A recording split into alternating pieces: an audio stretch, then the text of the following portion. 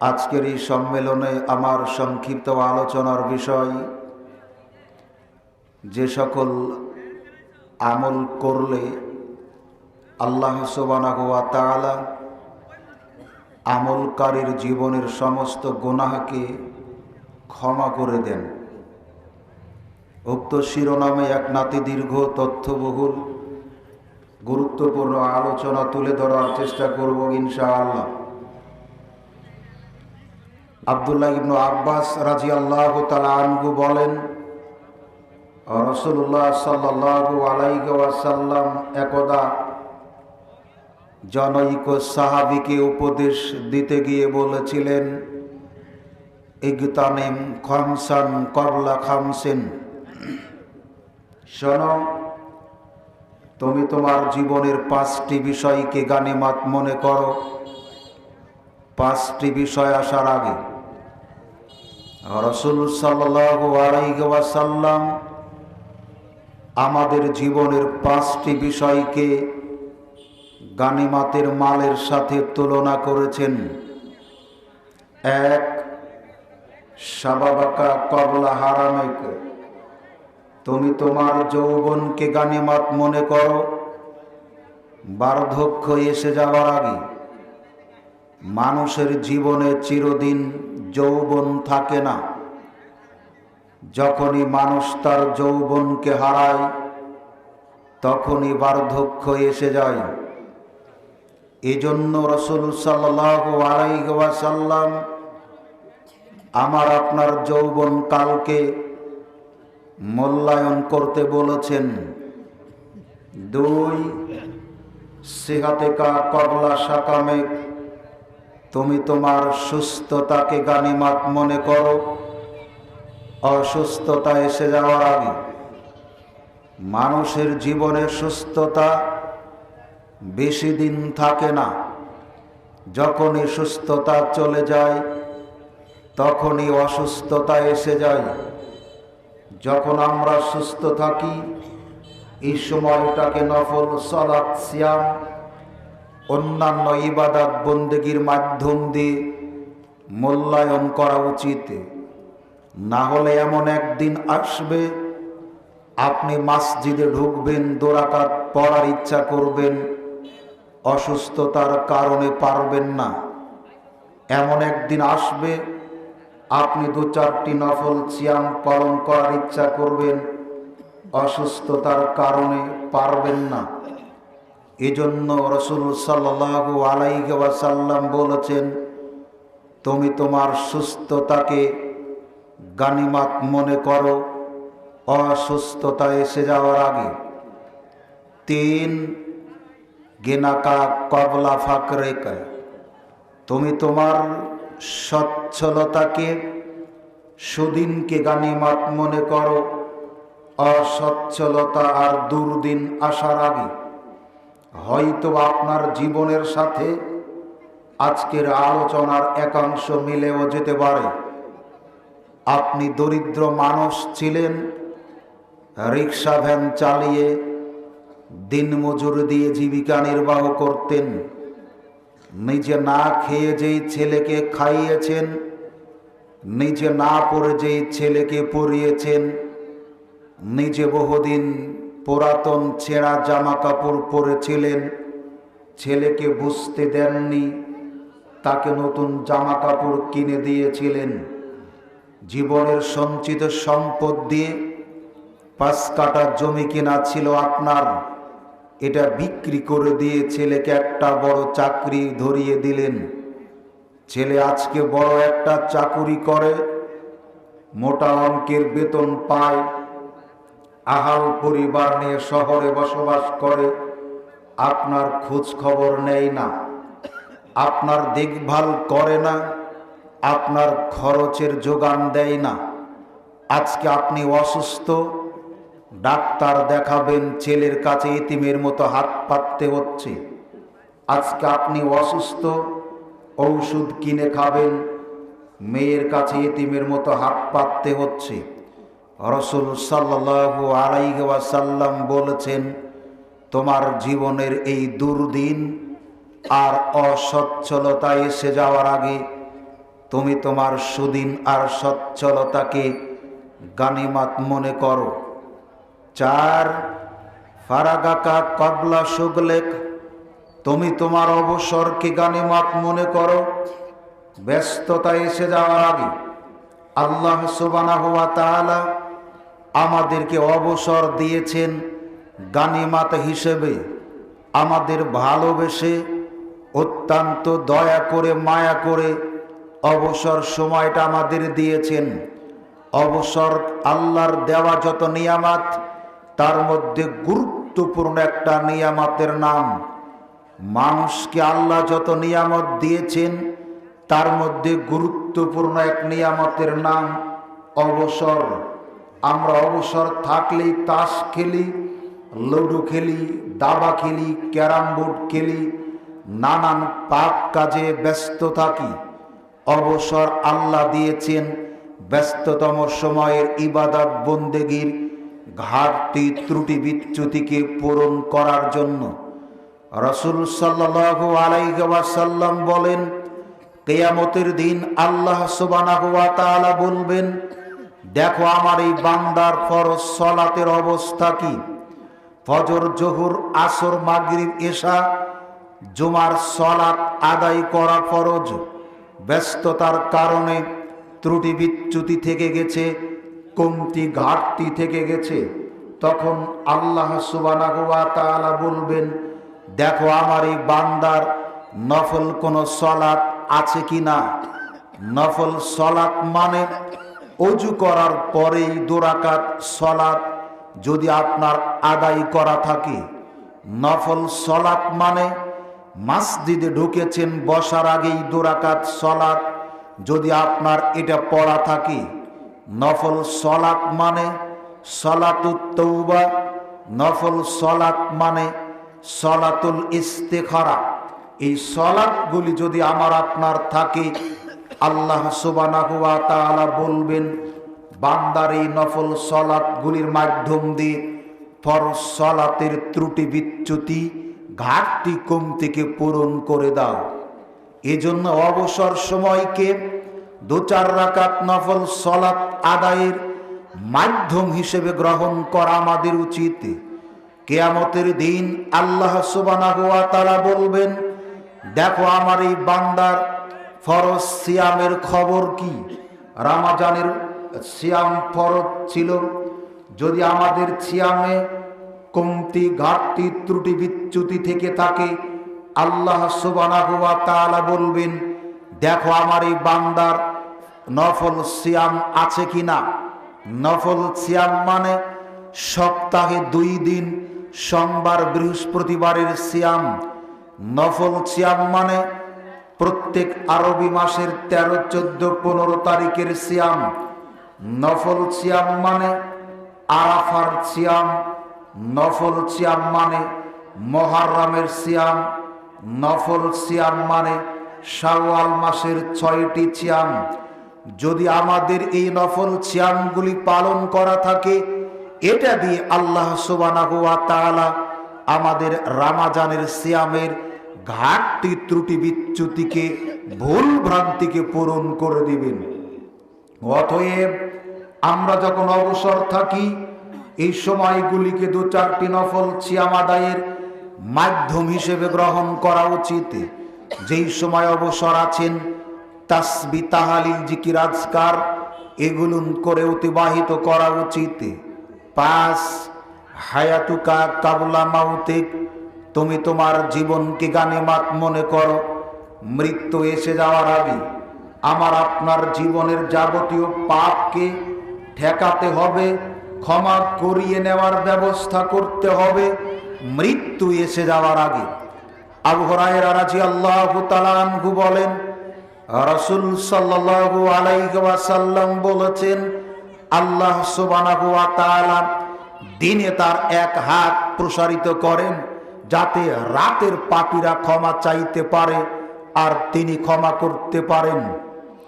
রাসূল সাল্লাল্লাহু আলাইহি ওয়াসাল্লাম বলেছেন, তিনি দিনের বেলাতে 1 হাত প্রসারিত করেন, যাতে রাতের পাপীরা ক্ষমা চাইতে পারেন আর তিনি ক্ষমা করতে পারেন। এইভাবে রাত দিন 24 ঘন্টার প্রতিটি মুহূর্ত তিনি আমাকে আপনাকে ক্ষমা করার জন্য প্রস্তুত হয়ে আছেন। কিন্তু ক্ষমা চাই কি? ক্ষমা করার জন্য রাত দিন 24 ঘন্টার প্রতিটি মুহূর্ত তিনি প্রস্তুত নিয়ে আছেন। ক্ষমা চাওয়া মানুষের খুবই অভাব। আপনাকে বলছিলাম পৃথিবীতে অনেক ইবাদত আছে, যে ইবাদত বন্দেগীর নেকিগুলি, প্রতিদানগুলি, সওয়াবগুলি আল্লাহ আল্লাহ রাসূল বলে দিয়েছেন। আর এমন কিছু ইবাদত আছে যে ইবাদতে করলে আল্লাহ সুবহানাহু ওয়া তাআলা ওই ইবাদতকারীর জীবনের সমস্ত গুনাহকে ক্ষমা হওয়ার, ক্ষমা পাবার, নিষ্কৃতি পাবার বর্ণনা করেছেন। এমনও কিছু আলোচনা আজকের বিষয়। 1 নম্বর আমল, সুন্দর করে ওযু করলে ওযুকারীর জীবনের সমস্ত পাপ আল্লাহ সুবহানাহু ওয়া তাআলা ক্ষমা করে দেন। আপনাকে বলি, রাসূল সাল্লাল্লাহু আলাইহি ওয়াসাল্লাম বলেছেন, যখন কেউ সালাত আদায় করার জন্য ওযু করতে শুরু করে, যখন তার 2 হাত ধৌত করে, হাত থেকে শেষ বিন্দু পানি জমিনে পড়ার আগে হাত দিয়ে যা অন্যায় করেছিল আল্লাহ সুবহানাহু ওয়া তাআলা তা ক্ষমা করে দেন। যখন মুখে পানি দিয়ে কুলি করেন, মুখ থেকে শেষ ফোঁটা পানি মাটিতে পড়ার আগেই আল্লাহ সুবহানাহু ওয়া তাআলা মুখ দিয়ে যা অন্যায় হয়েছিল তা ক্ষমা করে দেন। যখন 2 হাত ধৌত করে, হাত থেকে শেষ বিন্দু পানি মাটিতে পড়ার আগে হাত দিয়ে যা অন্যায় করেছিল আল্লাহ সুবহানাহু ওয়া তাআলা ক্ষমা করে দেন। এমনি করে যখন সে ওযু শেষ করে, রাসূল সাল্লাল্লাহু আলাইহি ওয়াসাল্লাম বলেছেন, এই ব্যক্তিটা ঠিক ওইরূপ নিষ্পাপ হয় ওযু শেষে যেই দিন তার মা তাকে নিষ্পাপ হালাতে প্রসব করেছিল। মানুষ পৃথিবীতে যেমন আসে নিষ্পাপ ভাবে ওযু করার পরে, মানুষটা, ওযুকারীটা ওই রকম নিষ্পাপ হয়ে যায়। আবু জার রাদিয়াল্লাহু তাআলা আনহু বলেন, রাসূল সাল্লাল্লাহু আলাইহি ওয়াসাল্লাম একদা রাস্তাতে হাঁটছিলেন, সাথে কেউ ছিল না। আমি তার সাথে চলতে লাগলাম।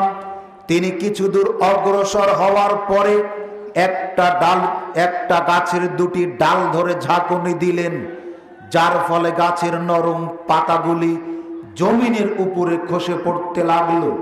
তিনি আমাকে বললেন, আবু জার, তুমি কি লক্ষ্য করলে কিভাবে গাছের পাতাগুলি জমিনের উপরে খসে খসে পড়ছে? তখন তিনি বলছেন, হ্যাঁ আমি দেখেছি।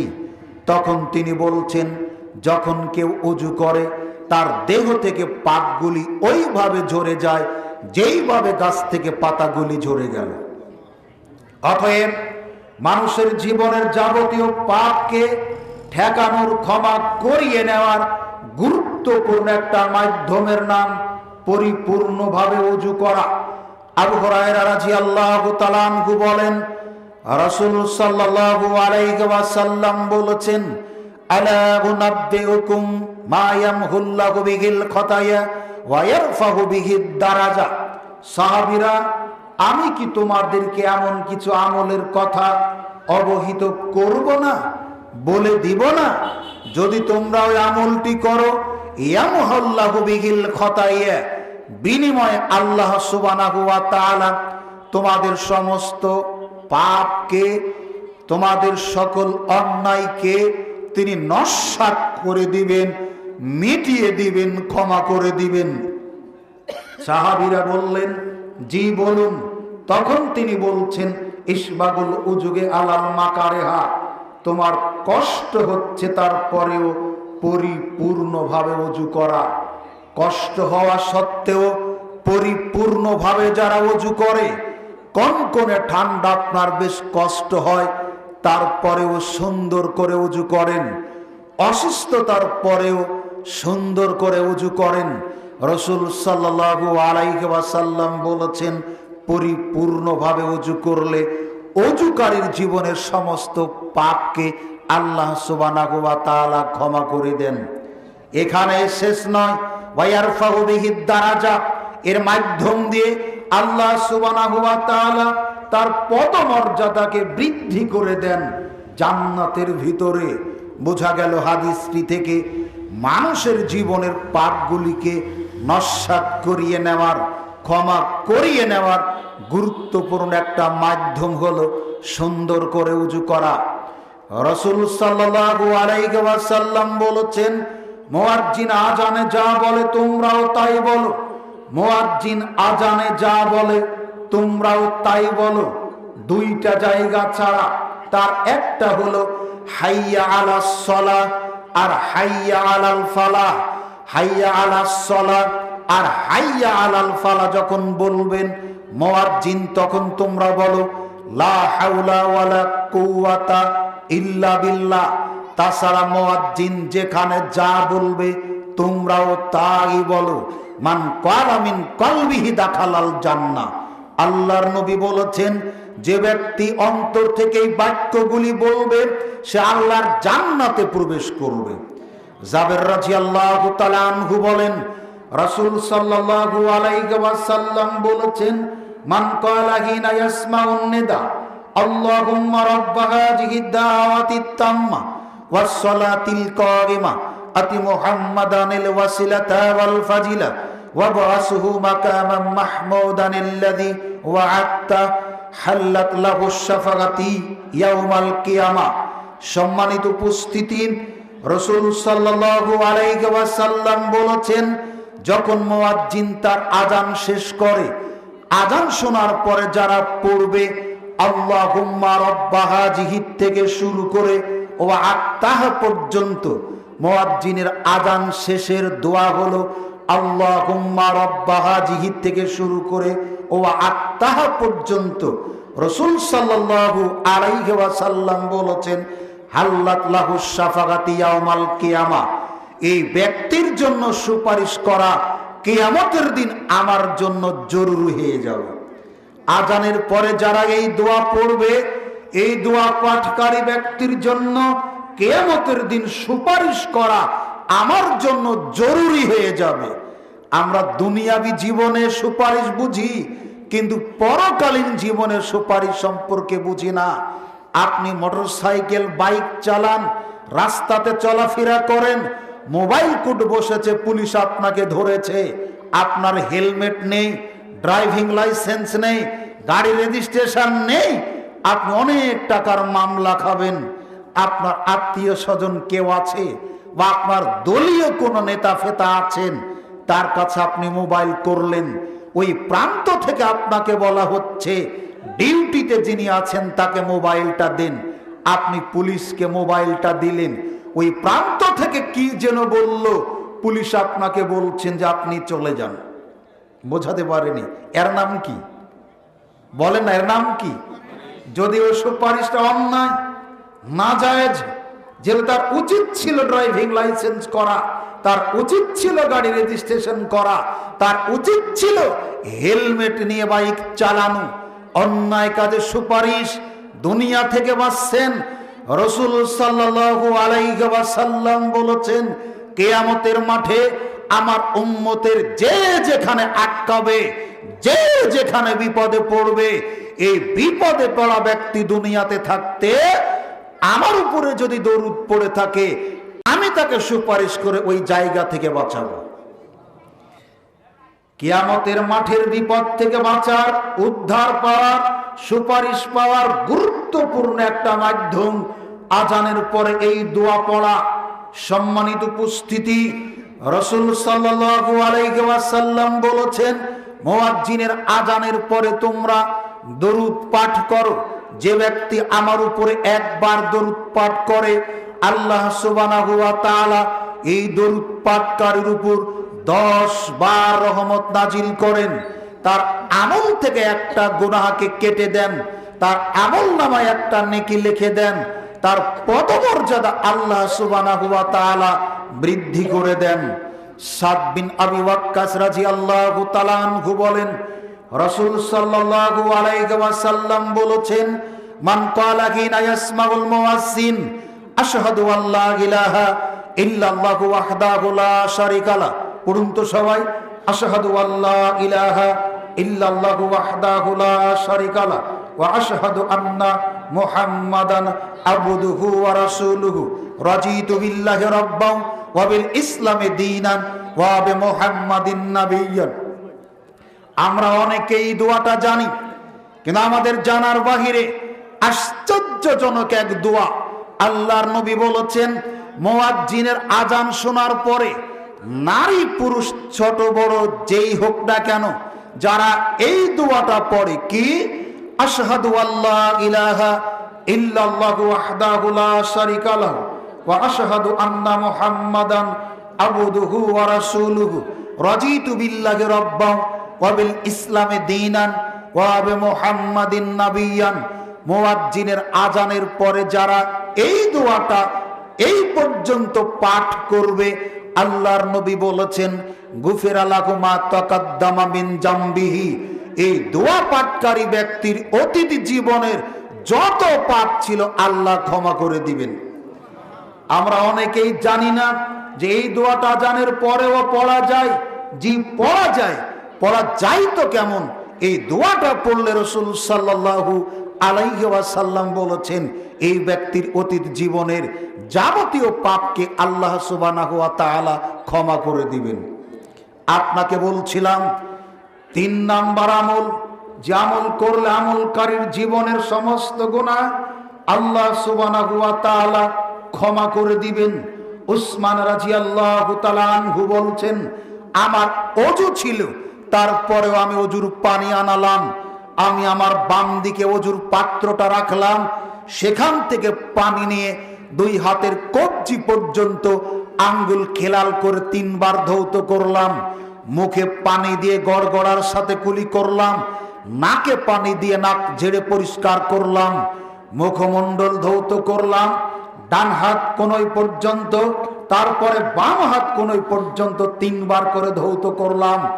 এরপরে ডান হাতে পানি নিয়ে বাম হাতে ঢাললাম, পানিগুলি ঝেড়ে ফেলে মাথার সামনে থেকে পিছন, পিছন থেকে সামনে নিলাম, শাহাদত আঙ্গুলি কানের ভিতরে ঢুকালাম, বৃদ্ধাঙ্গুলির পেট দিয়ে কানের পিঠ মাসে করলাম, শাহাদত আঙ্গুলি বের করে আতরের তোলার আকার স্থান মাসে করলাম। এরপর ডান পা ঠাকনু সহ আঙ্গুলগুলি খেলাল করে 3 বার, বাম পা ঠাকনু সহ আঙ্গুল খেলাল করে 3 বার ধৌত করলাম। এরপরে তিনি বলছেন, আল্লাহর কসম, এরপরে তিনি বলছেন, আল্লাহর কসম, আমি যেভাবে ওযু করলাম এইভাবে আল্লাহর নবীকে আমি ওযু করতে দেখেছি। তারপর তিনি বলেছেন, এইভাবে সুন্দর করে ওযু করে নারী পুরুষ ছোট বড় যে বা যারাই হোক না কেন সুন্দরভাবে 2 রাকাত সালাত আদায় করবে, বিনয়ের সাথে, নম্রতার সাথে, ভয় ভীতি সহকারে, একাগ্র চিত্তে আল্লাহকে হাজির নাজির জেনে সুন্দরভাবে 2 রাকাত সালাত আদায় করবে। এই মুসল্লির অতীত জীবনের সমস্ত পাপকে আল্লাহ সুবহানাহু ওয়া তাআলা ক্ষমা করে দেবেন। আপনাকে বলছিলাম 1 নম্বর আমল সুন্দর করে ওযু করা, 2 নম্বর আমল মুয়াজ্জিনের আজানের জবাব দেওয়া, 3 নম্বর আমল সুন্দর করে 2 রাকাত সালাত আদায় করা। 4, আবু হুরায়রা রাদিয়াল্লাহু তাআলা আনহু বলেন, রাসূল সাল্লাল্লাহু আলাইহি ওয়াসাল্লাম বলেছেন, ইজা আমিনুল ইমাম ফাআমিনু মান ওয়াফাকা মিনহু তামিনাল মালাইকা গুফিরা লাহু মা তাকাদ্দামা মিন জামবিহি। শোনো, ইমাম যখন আমিন বলে তোমরাও আমিন বলো, ইমাম যখন আমিন বলে তখন তোমরাও আমিন বলো। যার আমিন বলা ফেরেশতার আমিন বলার সাথে মিলে যাবে, একসাথে হবে। গুফিরা লাহু মা তাকাদ্দামা মিন জামবিহি। আল্লাহর নবী বলেছেন, যার আমিন মিলে যাবে, মিলে যাওয়া ব্যক্তিটা নারী হোক পুরুষ হোক, ছোট হোক চাই বড় হোক, এই ব্যক্তির অতীত জীবনের সমস্ত পাপকে আল্লাহ সুবহানাহু ওয়া তাআলা ক্ষমা করে দিবেন। 2024 সালের আজকে আপনার ডিসেম্বর মাসের 7 তারিখ, এশার সালাতের দ্বিতীয় রাকাত পর্যন্ত আপনার বয়স 95 বছর। 95 বছর বয়সে যা পাপ ছিল, যা পাপ হয়েছিল, এশার সালাতের দ্বিতীয় রাকাতের আপনার আমিন ফেরেশতার সাথে মিলে গেছে। আল্লাহর নবী বলছেন আপনার 95 বছর জীবনের যা পাপ ছিল ফেরেশতার সাথে আমিন মিলে যাওয়ার কারণে আল্লাহ ক্ষমা করে দিয়েছেন। অথচ আপনার তদন্তে এদেশের অধিকাংশ মানুষের তদন্তে উপমহাদেশের সবচাইতে বড় আলেম, যেটা আমি আপনি দেখেছি, সারা বাংলাদেশের সবচেয়ে বড় আলেম, তিনি এক সময় তার ফতোয়াতে বলেছেন আমিন জুরে বলারও হাদিস আছে, ধীরে বলারও হাদিস আছে, তবে শক্তিশালী হাদিস হলো আমিন ধীরে বলার। এদেশের এক শ্রেণীর মানুষ মক্কা মদিনাতে কামলা দিতে যায়, কামলা দিতে গিয়ে জোরে আমিন বলাটাকে আমদানি করে নিয়ে এসেছে। আশ্চর্য, তিনি কত বড় আলেম, কত শিক্ষিত আলেম। বিচার এদেশের জনগণ করবেন, বিচার আল্লাহ তো নিশ্চিত করবেন। তিনিই বলেছেন আমিন বলার জোরেও হাদিস আছে, ধীরে বলারও হাদিস আছে। জোরে ধীরে বলার হাদিস যদি এদেশেই থেকে থাকে, তাহলে সৌদি থেকে আমদানি করবে কেন? মিথ্যাচারের একটা শেষ আছে। রাসূল সাল্লাল্লাহু আলাইহি ওয়াসাল্লাম বলেছেন ইহুদি খ্রিস্টানেরা আমাদের দুইটি কাজকে বরদাস্ত করতে পারে না। ইহুদি খ্রিস্টানের দুইটি কাজে নারাজ, দুইটি কাজে খুশি হয় না। তার একটা হলো আমরা যখন সালাম আদান প্রদান করি, এটা তারা পছন্দ করে না, মেনে নেয় না, খারাপ মনে করে, হিংসা করে। কেন? আমরা পরস্পর সাক্ষাতে সালামের মাধ্যম দিয়ে একে অপরের জন্য দোয়া করি। কথা বলেন, আসসালামু আলাইকুম, আপনার উপর আল্লাহর শান্তি বর্ষিত হোক। আপনি পাল্টা আমার জন্য দোয়া করছেন, ওয়া আলাইকুমুস সালাম ওয়া রাহমাতুল্লাহ, আপনার উপর আল্লাহর শান্তি এবং রহমত বর্ষিত হোক। ওরা সকালবেলা দেখা হলে বলছে গুড মর্নিং, রাত্রে আপনার গরু হারিয়ে গেছে, আপনার মর্নিংটা কি গুড? কি কথা বোঝা যায় না? গুড মর্নিং, শুভ সকাল। রাত্রিতে গরু হারিয়ে গেছে আপনার, সকালবেলা দেখা হলেই বলছে গুড মর্নিং। এটা কি একটা সম্ভাষণ হলো? আশ্চর্য। অথচ এমন কোন একটা জায়গা দেখান যেই জায়গাতে আপনার আমার শান্তির প্রয়োজন নাই। দেখান তো একটা জায়গা। সব জায়গাতে প্রয়োজন আছে। এই সালামে হিংসা করে ইহুদি খ্রিস্টানেরা। দুই, হিংসা করার দ্বিতীয় জায়গা, নাখুশ হওয়ার দ্বিতীয় জায়গা, সূরা ফাতিহার শেষে দুইটি জাতি থেকে আল্লাহর কাছে আমরা পানাহা চাই, নিষ্কৃতি চাই, নাজাত চাই, আশ্রয় প্রার্থনা করি আল্লাহর কাছে। তার একটা হলো গয়রিল মাগদুব, আর একটা হলো দল্লিন। একটা ইহুদি আর একটা খ্রিস্টান, গুমরাহি আর পদভ্রষ্ট, এই দুটি জাতি থেকে, অর্থাৎ হে আল্লাহ ইহুদি খ্রিস্টানের পথে আমাদেরকে চালিও না। তারা কি খুশি হবে আপনার উপরে? তাদের থেকে বাঁচতে চাচ্ছেন, তাদের পথ পরিহার করতে চাচ্ছেন, তাদের রীতিনীতিকে বর্জন করতে চাচ্ছেন, আর বর্জন করতে গিয়ে আল্লাহর সহযোগিতা চাচ্ছেন, তৌফিক কামনা করছেন। এই আমিন বলাকে ইহুদি খ্রিস্টানেরা পছন্দ করে না। আর দেশের এক শ্রেণীর নামধারী মুসলিমরা পছন্দ করে না। আল্লাহ আমাদের উভয়কে এই মিথ্যাচার থেকে বাঁচার তৌফিক দান করুন, আমিন। বলছিলাম জীবনের সমস্ত পাপকে ক্ষমা করিয়ে নেওয়ার গুরুত্বপূর্ণ একটা মাধ্যমের নাম ইমামের আমিন বলার পরে মুক্তাদির আমিন বলা। সম্মানিত উপস্থিতি, 5 নম্বর আমল, যে আমলে আমলকারীর জীবনের সমস্ত গুনাহকে আল্লাহ সুবহানাহু ওয়া তাআলা ক্ষমা করে দেন। আবু হুরায়রা রাদিয়াল্লাহু তাআলা আনহু বলেন, রাসূল সাল্লাল্লাহু আলাইহি ওয়াসাল্লাম সাহাবীদেরকে নিয়ে বসা, এক গরীব বেদুইন সাহাবী গিয়ে বলছেন, আল্লাহর নবী আমাদের মধ্যে যারা ধনী মানুষ, আমাদের মধ্যে যারা বড় লোক মানুষ, নেকি তো তারাই সব নিয়ে গেল। আল্লাহ রাসূল বলছেন, তুমি কি বলছো আমি তো বুঝতে পারিনি। তখন সাহাবী বলছেন, আমাদের মধ্যে যারা ধনী মানুষ ওরা যাকাত দেয়, আমরা গরিব মানুষ যাকাত দিতে পারি না। আমাদের মধ্যে যারা ধনী মানুষ ওরা দান সদাকা করে, আমরা করতে পারি না। আমাদের মধ্যে যারা ধনী মানুষ হজ ওমরা করে, আমরা করতে পারি না। তাহলে ইবাদত তারা যেহেতু বেশি করে, নেকিও তারা বেশি পায়। আমরা ইবাদত কম করি, নেকিও কম পায়। তাহলে তো আমরা নেকির ব্যাপারে, মর্যাদার ব্যাপারে তাদের জায়গাতে পৌঁছাতে পারবো না।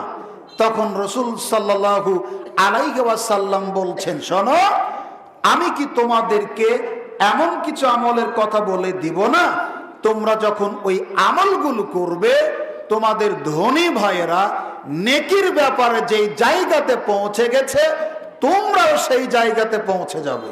জি বলুন। তখন তিনি বলছেন, প্রত্যেক ফরজ সালাতের পরে সুবহানাল্লাহ 33 বার, আলহামদুলিল্লাহ 33 বার, আল্লাহু আকবার 33 বার, এরপরে একবার লা ইলাহা ইল্লাল্লাহু ওয়াহদাহু লা শারিকা লাহু লাহুল মুলকু ওয়া লাহুল হামদু ওয়া হুয়া আলা কুল্লি শাইইন কাদির। আল্লাহর নবী বলেছেন, এই তাসবিহগুলি যে বা যারা হাতের আঙ্গুলে করবে, এই তাসবিহগুলি যে বা যারা হাতের আঙ্গুলে করবে, এই তাসবিহকারীর জীবনের পাপ যদি সারা পৃথিবীতে যত সমুদ্র আছে, এই সমুদ্রে যত ফেনা আছে, এই ফেনার পরিমাণও যদি হয় আল্লাহ ক্ষমা করে দিবেন। সুবহানাল্লাহ। যত মানুষ বললাম, সালাম ফেরানোর পরে তত মানুষ পাওয়া যায় না। যত টেনশন, যত তাড়াহুড়া, মসজিদে ঢুকলেই আমরা যেন এটা বুঝতে পারি, সালাম ফেরানোর পরে আমরা টিকতে চাই না, থাকতে চাই না, বসতে চাই না। এই সামান্যতম একটা আমলে আকাশ চুম্বি অবাক করা মর্যাদা। রাসূল সাল্লাল্লাহু আলাইহি সাল্লাম বলছেন, এই তাসবিহটা যারা হাতের আঙ্গুলে করবে, এই তাসবিহ পাঠকারীর জীবনের পাপ, গুনাহ, অপরাধ যদি সারা পৃথিবীতে যত সমুদ্র আছে, এই সমুদ্র যত ফেনা আছে, এই ফেনার পরিমাণও যদি হয় আল্লাহ ক্ষমা করে দিবেন।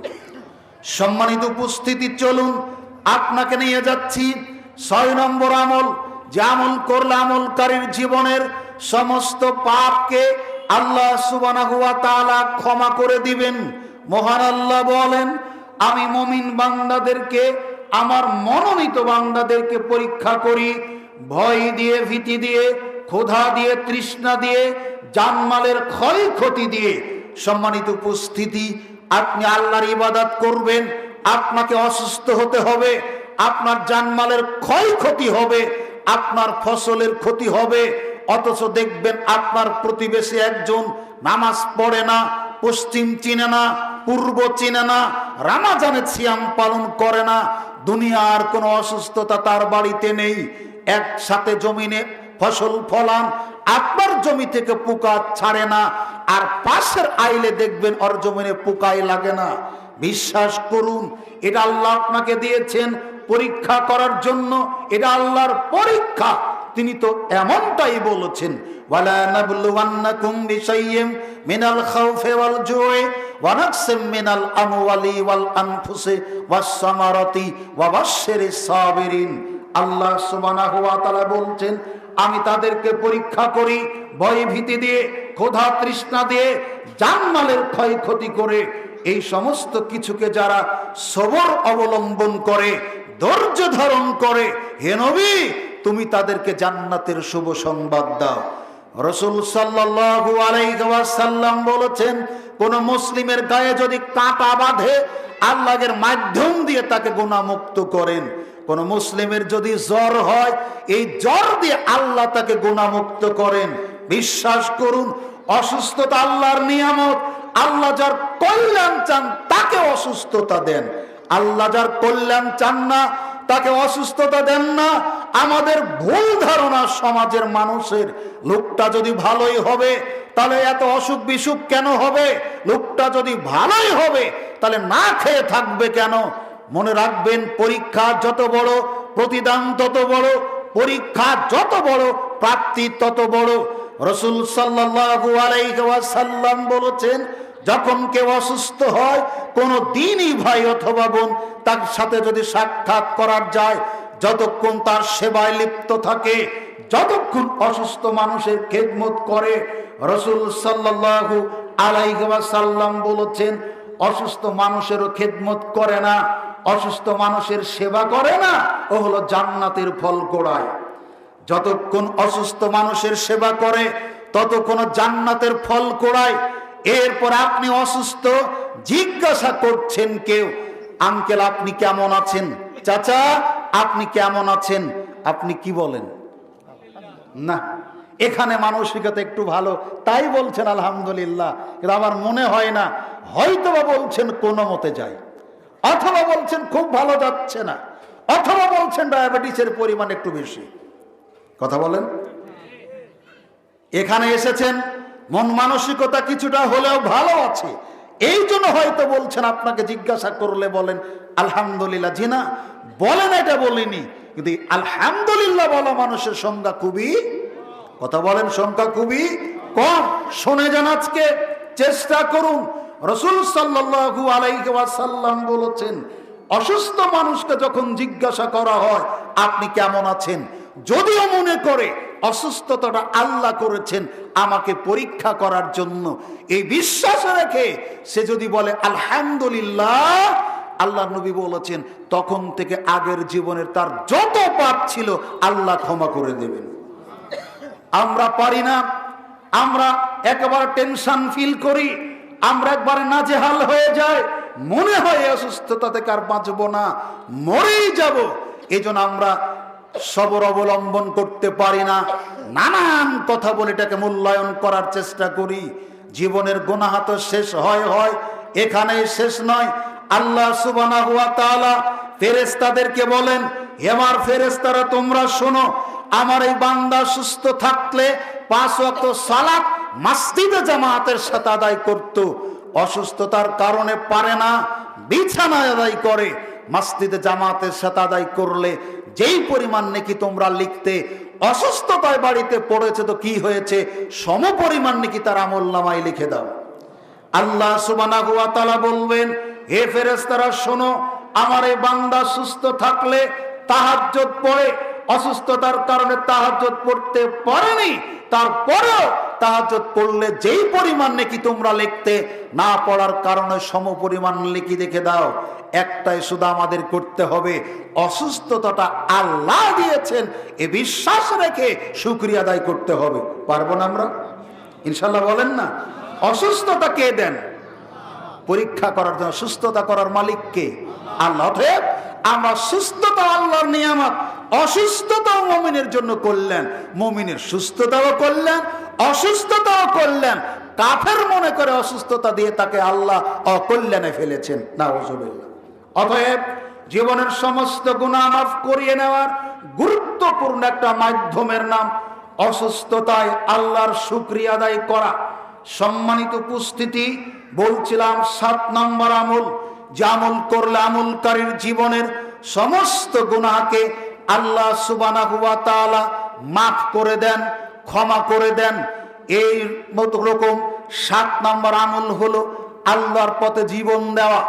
রাসূল সাল্লাল্লাহু আলাইহি ওয়াসাল্লাম বলেছেন, তোমরা পৃথিবীতে বসবাস করো জিহাদের পরিকল্পনা নিয়ে। জিহাদের পরিকল্পনা যদি তোমার ভিতরে থাকে, মৃত্যু যদি বিছানাতেও হয় আল্লাহ শাহাদাতের মর্যাদা দান করবেন। জিহাদের পরিকল্পনা রেখে মৃত্যুটা যদি বিছানাতেও স্বাভাবিক হয়, আল্লাহ তোমাদের শহীদের মর্যাদা দান করবে। আর জিহাদের পরিকল্পনা যদি না রাখো, তোমরা যদি সালাত, সিয়াম, হজ, যাকাত আদায় করেও মারা যাও, তোমাদের মৃত্যু হবে মুনাফিকির হালাতে। মুনাফিকি হালাত থেকে, মৃত্যু থেকে বাঁচার গুরুত্বপূর্ণ একটা মাধ্যম জিহাদের জজবা, জিহাদের তামান্না অন্তরে পোষণ করা। রাসূল সাল্লাল্লাহু আলাইহি ওয়াসাল্লাম বলেছেন, শহীদের কয়েকটা মর্যাদা, কয়েকটা বৈশিষ্ট্য, কয়েকটা শ্রেষ্ঠত্ব। তার মধ্যে একটা হলো তার দেহ থেকে ফিনকি দিয়ে রক্ত জমিনে পড়ার আগেই আল্লাহ সুবহানাহু ওয়া তাআলা তার জীবনের সমস্ত পাপকে ক্ষমা করে দেন। সম্মানিত উপস্থিতি, এজন্য আমরা বাতিলের বিরুদ্ধে, শিরক বেদাতের বিরুদ্ধে খড়গহস্ত, আমরা আপোষহীন তাদের প্রতি আমরা থাকব। কোশ্চিন কারো শিরক বেদাতের সাথে আপোষ করে আমরা পৃথিবীতে বেঁচে থাকতে রাজি নই। সম্মানিত উপস্থিতি, 8 নম্বর আমল, রাসূল সাল্লাল্লাহু আলাইহি ওয়াসাল্লাম বলেছেন, মান আকালাত তাআম সুম্মা কল আলহামদুলিল্লাহিল্লাযী আত'আমানি হাযাত তাআম ওয়া রাযাকানিহি মিন গায়রি হাওলিন মিন্নি ওয়ালা কুওয়া গুফিরা লাহু মা তাকাদ্দামা মিন জামবিহি। আল্লাহর নবী বলেছেন, যে বা যারা পানাহারের পরে এই দোয়া পড়ে, কোন দোয়া? আলহামদুলিল্লাহিল্লাযী আত'আমানি হাযাত তাআম ওয়া রাযাকানিহি মিন গায়রি হাওলিন মিন্নি ওয়ালা কুওয়া। ছোট্ট একটা দোয়া। দেখেন, আমরা সারা দিনে অনেকবার পানাহার করি, অনেকবার পানাহার করেন, করা যাবে না, করা পাপ, করা অন্যায়, এটা আমি বলিনি, আপনাকে বোঝানোর চেষ্টা করছি। সকালে উঠেছেন, অনেকের অভ্যাস বাসি পেটে খালি পেটে পানি পান করা। যখন পানি করলেন তখন একবার, এরপরে কিছু চা নাস্তা করলেন, এই চা নাস্তার পরে একবার, এরপরে সকালের খাবার খেলেন, এরপরে একবার, দুপুরের খাবার খেলেন, এরপরে একবার, দুপুরের খাবারের পরে রাতের খাবারের আগে মাঝখানে আমরা কোনো না কিছু খেয়ে থাকি, এরপরে একবার, আবার রাতের খাবারের পরে একবার, মানে একটা দিনে অনেকবার কিন্তু আমরা পানাহার করি, তাই না বাবা? এটা আমি বলতে চাচ্ছি যে তো অনেকবার পানাহার করি, এই দোয়াটাও পড়ার সুযোগ হয় অনেকবার। আল্লাহর নবী বলেছেন, যে বা যারা পানাহার করার পরে, খাওয়ার পরে, পান করার পরে এই দোয়া পড়ে, আলহামদুলিল্লাহিল্লাযী আত'আমানি হাযাত তাআম ওয়া রাযাকানিহি মিন গায়রি হাওলিন মিন্নি ওয়ালা কুওয়া গুফিরা লাহু মা তাকাদ্দামা মিন জামবিহি। আল্লাহর নবী বলেছেন, এই দোয়া পাঠকারী ব্যক্তির অতীত জীবনের সমস্ত পাপকে আল্লাহ সুবহানাহু ওয়া তাআলা ক্ষমা করে দেন। এইভাবে যদি আপনি আমি রেগুলার প্রত্যেকটা খানা গ্রহণ করার পর দোয়াটা পড়ি, বিশ্বাস করুন এই ব্যক্তিটা দিনটা কাটালো নিষ্পাপ হালাতে, সে কোনো পাপ নিয়ে ঘুমোতে গেল না। আমরা একটু চেষ্টা করি ছোট্ট ছোট্ট আমলের মাধ্যম দিয়ে শ্রেষ্ঠত্ব অর্জন করার। আল্লাহর নবী বলেছেন, পানাহারের পরে যারা এই দোয়া পড়ে, আল্লাহ সুবহানাহু ওয়া তাআলা এই দোয়া পাঠকারী ব্যক্তির অতীত জীবনের সমস্ত গুনাহকে ক্ষমা করে দেন। নাম্বার 9, তিনি বলছেন, যে বা যারা পোশাক পরিধানের পরে এই দোয়াটা পড়ে, আলহামদুলিল্লাহিল্লাযী কাসানি হাযাস সিয়াব ওয়া রাযাকানিহি মিন গায়রি হাওলিন মিন্নি ওয়ালা কুওয়া। করলাম অনেকবার, পোশাকটা পরার সুযোগ হয় কিন্তু অনেকবার। আপনাকে দেখায়, যেই পোশাকে আমরা আছি, যখন আমরা ঘুমাতে যাব, এই পোশাক কি পরে ঘুমাবো? অবশ্যই খুলে ঘুমালাম। সকালে ফজর পড়তে যখন উঠবো, তখন আবার পোশাক পরবো। তার মানে এই দোয়া পড়ার একটা সুযোগ হলো। ফজর পড়ে বাড়িতে আসলেন, নির্দিষ্ট সময় পর্যন্ত থাকলেন, তারপরে যে যে শ্রেণী পেশার, আপনি অফিস আদালত মিল ফ্যাক্টরি মাঠ ঘাট কলকারখানা, যে যে শ্রেণী পেশার মানুষ, আমরা সেখানে যাওয়ার আগে আগের পোশাকটা খুলে সেই পোশাকটা পরে আবার কর্মস্থলে যাচ্ছি। তার মানে আরেকবার এই দোয়াটা পড়ার সুযোগ হলো। এরপর দেখুন দুপুরে গোসলের সময় আর একবার পোশাক খুলছেন, গোসলের পরে জোহরে যাবেন, আবার পোশাক পরছেন, তার মানে দোয়াটা পড়ার আর একবার সুযোগ হলো। আপনাকে ক্ষেত্রগুলি শুধু বাতলিয়ে দিই, দেখেন আপনি বুঝেন কিনা। এইভাবে যতবার আপনি পোশাক চেঞ্জ করলেন, পড়লেন, ততবার এই দোয়া পড়ার সুযোগ হলো। তার মানে নিয়মিতভাবে এই দোয়া পাঠকারী ব্যক্তি রাত পর্যন্ত পাপ নিয়ে পৌঁছে না, নিষ্পাপ ভাবে পৌঁছে। আপনাকে বলছিলাম, মানুষের জীবনের সমস্ত পাপকে নস্যাৎকারী, ধ্বংসকারী 10 নম্বর আমল। আমর ইবনুল আস রাদিয়াল্লাহু তাআলা আনহু বলেন, তার ছেলে বলছেন, আমার আব্বা অসুস্থ হলে অনেক জালিলুল কদর সাহাবী দেখতে আসলেন। তাদেরকে দেখে আমার আব্বু দেওয়ালের দিকে মুখ করে কাঁদতে লাগলেন, ফুপিয়ে ফুপিয়ে তিনি কাঁদছেন। আমি তাকে বললাম, আব্বু, আপনি তো নবীজির সাথে থেকেছেন, অনেক কিছু জেনেছেন, শুনেছেন, দেখেছেন, আপনার তো আজকে হাসার কারণ, আজকে আপনি কাঁদছেন কেন? আমর ইবনুল আস রাদিয়াল্লাহু তাআলা আনহু বলছেন, বেটা, আমার জীবনে 3টা পর্যায় ছিল, 3টা অধ্যায় ছিল। তার একটা ছিল আমার যৌবন জীবনকাল, আমি ছিলাম টকবগে যুবক, আমার ছিল দুর্দান্ত সাহস, আমার ছিল সীমাহীন শক্তি, আমি কাউকে পরোয়া করতাম না। আমার জীবনে অনেক প্রিয় কাজ ছিল, আমার জীবনে অনেকগুলি ভালো লাগার কাজ ছিল। এরকম যত কাজ, তার একটা হলো মুহাম্মদ সাল্লাল্লাহু আলাইহি ওয়াসাল্লামকে হত্যা করা। আমার জীবনের সবচেয়ে প্রিয় কাজ ছিল মুহাম্মদ সাল্লাল্লাহু আলাইহি ওয়াসাল্লামকে হত্যা করা। আমি যদি সেই সময় মারা যেতাম, নিশ্চিত আমি জাহান্নামে যেতাম। বেটা শোনো, আমি যদি ওই সময় মারা যেতাম, আমি নিশ্চিত জাহান্নামে যেতাম। আল্লাহ আমার প্রতি রহম করলেন, দয়া করলেন, আমার অন্তরকে ইসলামের জন্য প্রশস্ত করে দিলেন, বড় করে দিলেন। আমি ভুল বুঝতে পারলাম, ছুটে গেলাম নবীজির কাছে। আল্লাহর নবী বসা, আমি বললাম, আল্লাহর নবী, আপনি আপনার হাত আমার দিকে বাড়িয়ে দিন, আমি আপনার হাতে হাত রেখে কালেমা পড়ে মুসলিম হব। আল্লাহর নবী আমার প্রস্তাব শুনে তার ডান হাত আমার দিকে বাড়িয়ে ধরলেন, আর আমি তখন আমার হাতটা গুটিয়ে নিলাম, সংকুচিত করে নিলাম, আমি হাতটা বাড়ালাম না। আল্লাহর নবী বললেন, কি ব্যাপার আমর, একটু আগেই তুমি বলেছিলে আমি হাত বাড়ালে তুমি আমার হাতে হাত রেখে ইসলাম গ্রহণ করবে, তাই জন্য আমি হাত বাড়ালাম, আর তুমি হাতটা গুটিয়ে নিলে, বলো তার কারণ কি? তখন আমর বলছেন, আল্লাহর নবী, আমি এখনো অমুসলিম, আমি এখনো কাফের, আমি এখনো বেঈমান, আপনার সামনে বসা, আমি এখনো কালেমা পড়িনি, আমি এখনো মুসলিম হইনি। মুসলিম হওয়ার আগে, কালেমা পড়ার আগে আপনার সাথে একটা চুক্তি করতে চাই, শর্ত করতে চাই।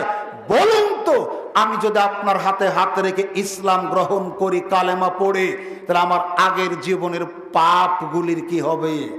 আল্লাহর নবী, আপনি বলুন, এখন যদি আপনার হাতে হাত রেখে কালেমা পড়ে আমি মুসলিম হই, তাহলে আমার আগের জীবনের পাপগুলির কি হবে?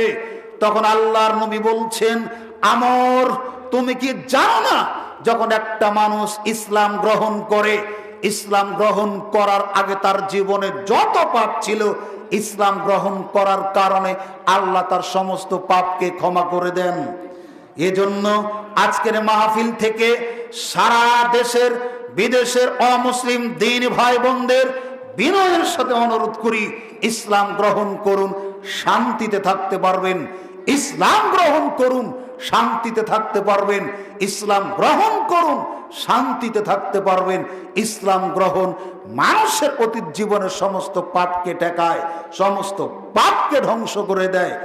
আমর, তুমি কি জানো না, যখন একজন মানুষ হজ করে, তার হজ যদি কবুল হয়, হজ করার আগে জীবনের যত পাপ ছিল, হজ করার কারণে আল্লাহ পাপগুলিকে ক্ষমা করে দেন। আমর, তুমি কি জানো না, যখন একজন মানুষ হিজরত করে, হিজরত করার আগে তার জীবনে যত পাপ ছিল, হিজরত করার কারণে আল্লাহ সুবহানাহু ওয়া তাআলা তার জীবনের সমস্ত পাপকে ক্ষমা করে দেন। বোঝাচ্ছিলাম 10 নম্বর আমল ইসলাম গ্রহণ করা, 11 আপনার হিজরত করা, 12 হজ করা। এখন আপনাকে বলছিলাম 13 নম্বর আমল, একটা গুরুত্বপূর্ণ মাস যেটা মুসলিমদেরকে আল্লাহ দিয়েছেন করুণা স্বরূপ, দয়া স্বরূপ, রহমত স্বরূপ, সেই মাসটা হলো রমজান মাস। এই রমজান মাসে 3টি ইবাদত আছে, 3টি আমল আছে, যে 3টি আমলের প্রত্যেকটিরই প্রতিদান জীবনের সব গুনাহ ক্ষমা হয়। রাসূল সাল্লাল্লাহু আলাইহি সাল্লাম বলছেন, মান সামা রমজানা ঈমানান ওয়া ইহতিসাবান গুফিরা লাহু মা তাকাদ্দামা মিন যামবিহি। যে ব্যক্তি ঈমানের সাথে কিছু পাওয়ার ভরসায়, যে ব্যক্তি ঈমানের সাথে কিছু পাওয়ার আশা করে রমজান মাসের সিয়াম রোজা রাখে, রাসূল সাল্লাল্লাহু আলাইহি সাল্লাম বলছেন, গুফিরা লাহু মা তাকাদ্দামা মিন যামবিহি, ওই ব্যক্তির অতীত জীবনের সমস্ত পাপকে আল্লাহ ক্ষমা করে দেন। রাসূল সাল্লাল্লাহু আলাইহি সাল্লাম বলেছেন, যে বা যারা রমজান মাসে কিয়ামুল লাইল, রাতের সালাত অর্থাৎ তারাবি যারা আদায় করে, রাসূল সাল্লাল্লাহু আলাইহি সাল্লাম বলেছেন এই তারাবি আদায়কারীর অতীত জীবনের সমস্ত পাপকে আল্লাহ সুবহানাহু ওয়া তাআলা ক্ষমা করে দেন।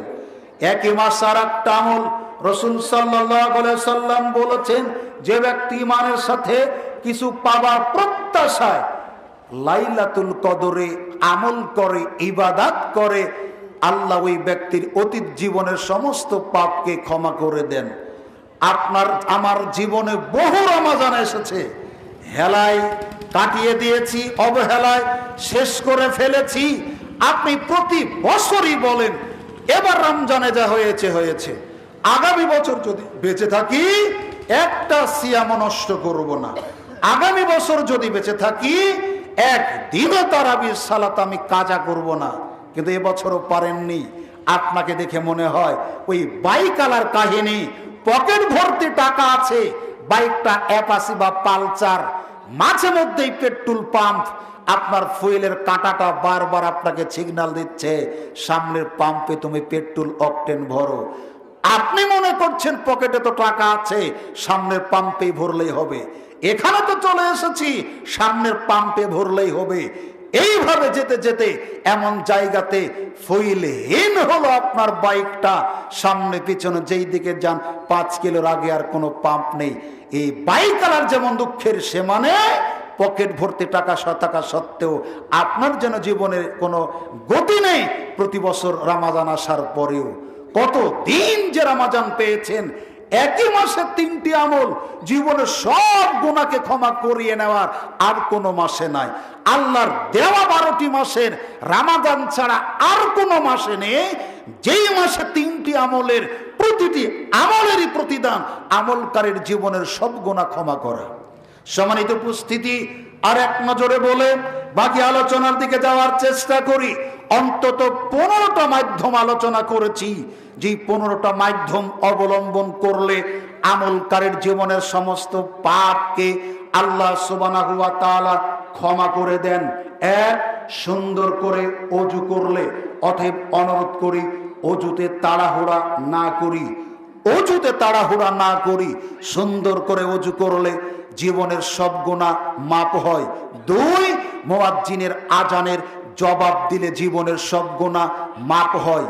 3, সুন্দর করে 2 রাকাত সালাত আদায় করলে জীবনের সব গুনাহ মাপ হয়। 4, ইমামের আমিন বলার পরে একসাথে আমিন বললে জীবনের সব গুনাহ মাপ হয়। 5, সালাত শেষে তাসবিহ পাঠ করলে তাসবিহ পাঠকারীর জীবনের সমস্ত গুনাহ মাপ হয়। 6, আপনাকে বলছিলাম অসুস্থতায় আল্লাহর শুকরিয়া আদায় করলে। 7, আল্লাহর পথে জীবন দিলে। 8, খাওয়ার পরে দোয়া পড়লে। 9, পোশাক পরিধানের পর দোয়া পড়লে। 10, আপনাকে বলছিলাম ইসলাম গ্রহণ করলে। 11, হিজরত করলে। 12, হজ করলে। 13, রমজান মাসে সিয়াম পালন করলে। 14, তারাবির সালাত আদায় করলে। 15, লাইলাতুল কদরে ইবাদত বন্দেগী করলে। সম্মানিত উপস্থিতি, আমরা চেষ্টা করি একেবারে ছোট্ট ছোট্ট দোয়ার মাধ্যম দিয়ে অনেক মর্যাদাকর শ্রেষ্ঠতম স্থানগুলি লুফে নেওয়ার। আল্লাহ সুবহানাহু ওয়া তাআলা আমাদেরকে সে তৌফিক দান করুন, আমিন। আবু হুরায়রা রাদিয়াল্লাহু তাআলা আনহু বলেন, রাসূল সাল্লাল্লাহু আলাইহি ওয়াসাল্লাম বলেছেন, কালিমাতানে খাফিফাতানে ইলাল লিসান সাকিলাতানে ফিল মিজান হাবিবাতানে ইলার রহমান। 2টি বাক্য রয়েছে, বলা খুব সহজ, নেকির পাল্লাতে ভারী।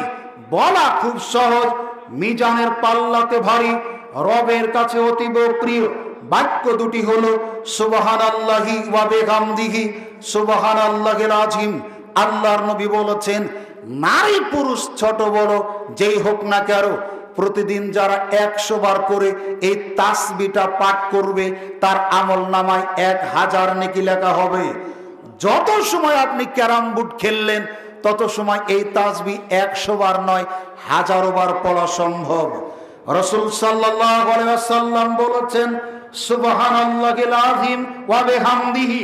যে বা যারা এই তাসবিহটা যে যতবার পাঠ করবে জান্নাতের ভিতরে তার জন্য ততটা খেজুরের গাছ লাগানো হবে।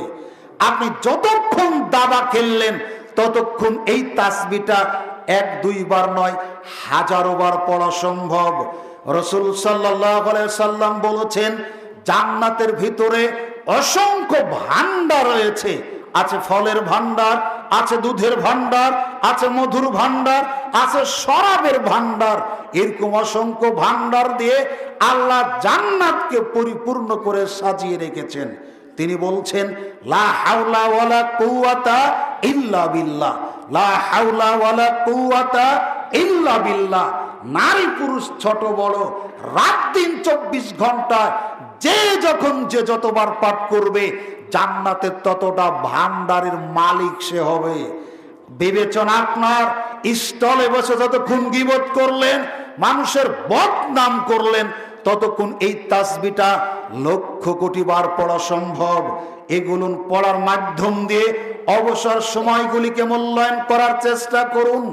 সাওবান রাদিয়াল্লাহু তাআলা আনহু বলেন, রাসূল সাল্লাল্লাহু আলাইহি ওয়াসাল্লামকে জিজ্ঞেস করা হলো, আল্লাহর নবী, লাউ আলিমনা আইয়ুল মালে খায়রুন, আমরা যদি জানতাম উত্তম মাল কোনগুলি, উত্তম বস্তু কোনগুলি, ফানাত্তাখিজুহু, তাহলে ওইগুলিকে আমরা হেফাজত করে রাখতাম, নষ্ট হতে দিতাম না, যত্ন করে রাখতাম।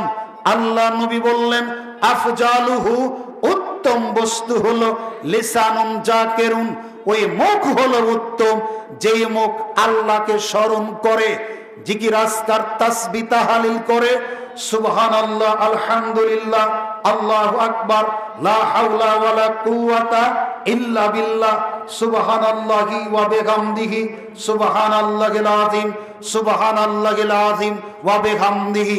এই তাসবিহ তাহলিল যেই মুখ করে এই মুখ হলো উত্তম। 2, ওয়া কলবুন শাকিরুন, ওই অন্তর আত্মা হলো উত্তম, যে অন্তর আল্লাহর কৃতজ্ঞতা প্রকাশ করে। আল্লাহ কাউকে ধনী বানিয়েছেন, আপনাকে গরিব বানিয়েছেন, এতে আপনি খুশি। আল্লাহর নবী বলছেন এই আত্মাটা হলো উত্তম। মনে রাখবেন, ছোট বড়, ধনী গরিব, ফর্সা সাদা কালো, উঁচু নিচু সবকিছু, এই কিসমতটা, এই বন্টনটা কার বলুন তো? বলুন, এই বন্টনটা কার? পৃথিবীর সবাই যদি ধনী হতো, আপনার প্রাইভেট কারের ড্রাইভারি করতো কে? সব যদি ধনী হতো, তাহলে আপনার ছেঁড়া জুতাটা সেলাই করে দিত কে? সব যদি ধনী হতো, আপনার জমিনে ফসল ফলাতো কে? সব যদি ধনী হতো, আপনার টয়লেট পরিষ্কার করে দিত কে? অতএব পৃথিবীতে কাউকে আল্লাহ পরিপূর্ণ করে স্বয়ং সম্পূর্ণ করে পাঠাননি। আল্লাহ আমাদেরকে পাঠিয়েছেন একে অপরের খেদমত নেওয়ার জন্য, সহযোগী হিসেবে, পরিপূরক হিসেবে। অতএব আল্লাহ কাউকে গরিব করেছেন, কাউকে ধনী করেছেন, এই বিষয়টা মন খারাপ করার কিছু নেই। এই কিসমতটা, এই বন্টনটা কার? একমাত্র আল্লাহর। অতএব যেই অন্তর এই ধারণা করে, রাসূল সাল্লাল্লাহু আলাইহি ওয়াসাল্লাম বলেছেন এই অন্তরটা হলো উত্তম। 3, তিনি বলছেন, ওয়াজাউজাতুন মুমিনাতুন তুগিনহু আলা ঈমানিহি, ওই বউ হলো উত্তম, ওই স্ত্রী হলো উত্তম, যে স্ত্রী তার স্বামীকে দ্বীনের কাজে, নেকির কাজে, ভালো কাজে, স্বভাবের কাজে সহযোগিতা করেন। সম্মানিত উপস্থিতি, আজকের আলোচনার একেবারে শেষ হাদিস, আনাস রাদিয়াল্লাহু তাআলা আনহু বলেন, রাসূল সাল্লাল্লাহু আলাইহি ওয়াসাল্লাম বলেছেন, ইন্নাল মারাগাতা ইজা সাল্লাত খামসাহা ওয়া সামাত শাহরাহা ওয়া হাসানাত ফারজাহা ওয়া আতাত বালাহা ফালতাদখুল মিন আইয়ি আবওয়াবিল জান্নাতি শাআত। আল্লাহর নবী বলেছেন, যেই নারী, যেই মা, যেই চাচি, যেই খালা, যেই বোন, যেই ফুফু 4টি কাজ করবে, 4টি আমল করবে, জান্নাতের 8টি দরজা আছে, প্রত্যেকটা দরজায় খুলে দেওয়া হবে, উন্মুক্ত করে দেওয়া হবে, যাতে করে ইচ্ছা মতো, পছন্দ মতো এই 4টি আমলকারী নারীরা জান্নাতে ঢুকতে পারে। আমাদের যদি কোনো ইবাদত কবুল হয়, একটা দরজা দিয়ে ঢোকার সুযোগ হবে। আপনার আমার সালাত, নামাজ কবুল হলে সালাত আদায়কারীর জন্য একটা দরজা থাকবে জান্নাতে ঢোকার, সিয়াম পালনকারীর জন্য জান্নাতে ঢোকার একটা দরজা থাকবে। কিন্তু রাসূল সাল্লাল্লাহু আলাইহি সাল্লাম বলছেন, 4টি আমল যেই নারী করবে তার জন্য জান্নাতের সব দরজাই খুলে দেওয়া হবে। একটা নয়, 8টি দরজাই খুলে দেওয়া হবে। পছন্দ মতো, ইচ্ছা মতো সে জান্নাতে প্রবেশ করতে পারবে। এক, ইদা সাল্লাত খামসাহা, যখন একজন নারী 5 ওয়াক্ত সালাত নামাজ পড়বে। অনুরোধ করি, মুশরিক, কাফের আর মুসলিমদের মধ্যে পার্থক্য করার মাপকাঠি হলো সালাত, নামাজ। যারা নামাজ পড়ে তারা মুসলিম, আর নামাজ যারা পড়ে না তারা মুসলিম নয়। মনে রাখবেন, বেনামাজি মুসলমান নয়। যারা নামাজ পড়ে না হয় তারা কাফের, না হলে তারা মুশরিক। বেনামাজি মুসলিম নয়। নারী পুরুষ যেই হোক না কেন, নামাজ যারা পড়ে না তারা মুসলিম নয়। মনে রাখবেন, আওয়ামী লীগ হওয়ার জন্য নামাজ পড়া শর্ত নয়, বেনামাজিও আওয়ামী লীগ হতে পারে। বিএনপি হওয়ার জন্য নামাজ পড়া শর্ত নয়, বেনামাজিও বিএনপি হতে পারে। জামাত ইসলাম করার জন্য নামাজ পড়া শর্ত নয়, নামাজ না পড়েও জামাত ইসলাম করা যায়, যেমন হিন্দুরাও জামাত ইসলাম করে। মনে রাখবেন, মুসলিম হতে গেলে নামাজ পড়তে হবে। নামাজ না পড়ে নিজেকে মুসলিম ভাবা বুকামি ছাড়ার কিছু নয়। নামাজ না পড়ে নিজেকে মুসলিম ভাবা নির্বুদ্ধিতা ছাড়ার কিছু নয়, জাহেলিপনা ছাড়ার কিছু নয়, মূর্খতা ছাড়ার কিছু নয়। নামাজ পড়ে না যারা মুশরিক তারা, নামাজ পড়ে না যারা কাফের তারা।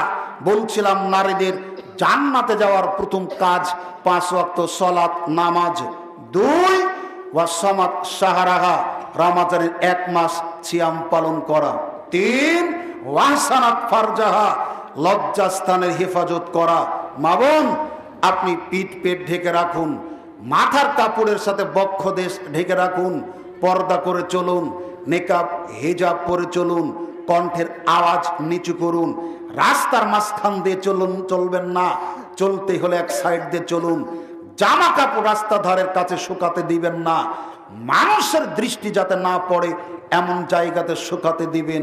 আপনাকে অনুরোধ করি, বেলাল্লাপনা ছেড়ে দিন, নির্লজ্জতা ছেড়ে দিন, আল্লাহর বিধিবিধান মেনে চলুন, ধর্মীয় অনুশাসন মেনে চলুন। দুনিয়াতেও ভালো হবে, পরকালেও ভালো হবে। 4, ওয়াহসানাত ওয়াতাত বালাহা, স্বামীর খেদমত যারা করে স্বামীর আনুগত্য করুন। আপনাকে বলে রাখি, এই 4টি কাজ যেই মহিলা, যেই নারী করবে, জান্নাতের সব দরজা তার জন্য খুলে দেওয়া হবে, উন্মুক্ত করে দেওয়া হবে। 1, ইজা সাল্লাত খামসাহা, 5 ওয়াক্ত সালাত, নামাজ। 2, ওয়াসামাত শাহরাহা, রমজানের 1 মাস সিয়াম। 3, ওয়াহসানাত ফারজাহা, লজ্জাস্থানের হেফাজত। 4, ওয়াতাত বালাহা, স্বামীর আনুগত্য করা, খিদমত করা। মা বোন যারা এসেছেন, 4টে আমল করার চেষ্টা করুন। আমরা যারা পুরুষরা আছি, আমরা এই 4টি কাজের ব্যাপারে আমাদের মা বোন, চাচি, খালা, ফুপুদের উৎসাহিত করি।